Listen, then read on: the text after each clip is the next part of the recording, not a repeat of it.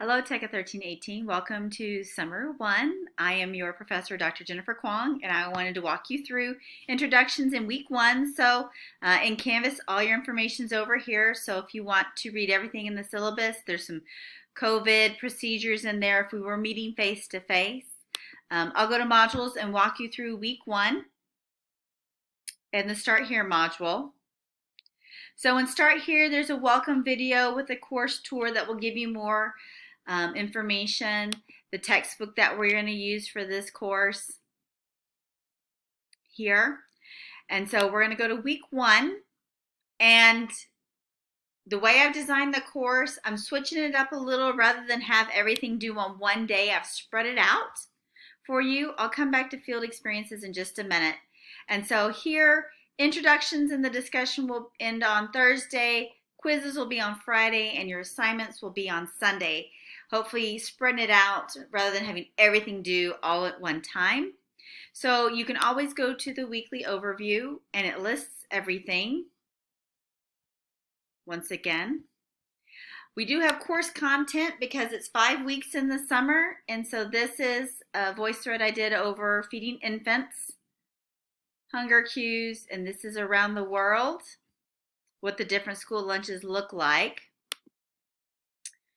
Then here is information on all the different food programs out there. We're going to see some more videos from her, and then the National School Lunch Program for those who are going to be involved in public schools. Then if you've been in a class with me before, introductions has usually been a game, but I wanted to go ahead and tie in, and I'm going to move this over, tie into the readings because I want us to get into some of this. So I've got an article here that happened in 2018 about how when Michelle Obama came in, her big thing was about fitness and moving and healthy lunches. And so when Trump took over, there were some things that were put in place that were changed. And so this article goes into that. And then I have a video on family style dining, and that's what's recommended by the National Association for the Education of Young Children. And so if you talk about trying to do a food program and family style dining, that's part of what the discussion is going to be about. So read the article, watch the video, and then you're going to do a brief introduction about your major, where are you working, who are you, and then you're going to make comments about this. So for the article, thinking about the food pyramid, the food programs, the changes, do you think they're good or bad? What was rolled back or changed? How do we do food programs and family style dining? What does family style dining offer? One of the things I've done is I've worked with Texas Rising Star, which is the Texas quality rating system. And so one of the things is how do you improve lunchtime? It's not just a time where kids sit and eat, but it's a time to facilitate other things as well. So that's what this discussion will be on. You do need to post on 2 different days for full credit. And you need to upload a picture of yourself up in the corner for full credit. See if it's going to let me do this.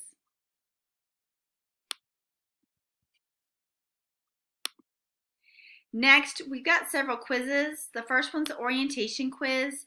They still want us to do the safety video, which is down here. Here are the orientation questions right over here. You do get 2 attempts.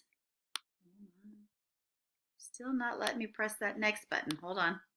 We'll just move where the picture is. So here's your chapter 4 quiz. It is going to be 2 attempts. Chapter 4 is over infant feeding, which will go into solid foods and breastfeeding and formulas. For question 11, make sure you watch the voice thread. Chapter 5 is about how do you feed toddlers, preschoolers, and school-aged children. Then field site selection and learning contract quiz. So this course does require 16 hours of field experience in a child care center. But if you know with COVID-19, child care centers are shut down to everybody but the employees and the children.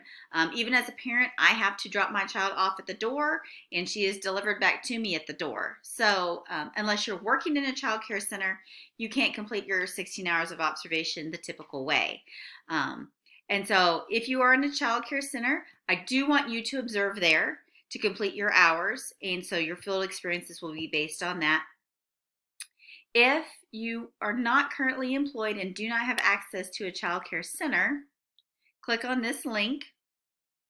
And with the field experiences, like one, you have to observe like feeding practices, review a menu. And so you can count 1.5 hours of your 16 and it will go on this time log right here. Field experience 2, where you're going to be teaching a lesson to any child. You'll put it on here. Field experience 3, where you're going to be evaluating playgrounds or a child care center, will go on here. And so the other 11 hours videos. And so I have a time log here with videos, which I'll show you a little bit more in just a minute. Next, oh, that is it. So let me go back. So for this one, there's one more assignment.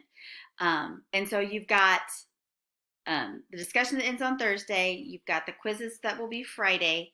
And in the field experience quiz, you'll tell me which option you're choosing, where you'll be completing your hours, things along those lines. Then the assignment that's due on Sunday is My Food Plate and the nutrition program. So what you're going to do is go to My Food Plate by the USDA, and you're going to explore this website for the first part of it. Summarize what is the food plate, what's on the food plate, how do you get proportions, things along those lines. You'll also go in and they've got lots of different resources in here, the My Plate, the toolkits, eating healthy. You're going to explore one of those tools to report about it. Then what you're going to do is you're going to explore one of the food programs in more detail. So go back and watch the videos.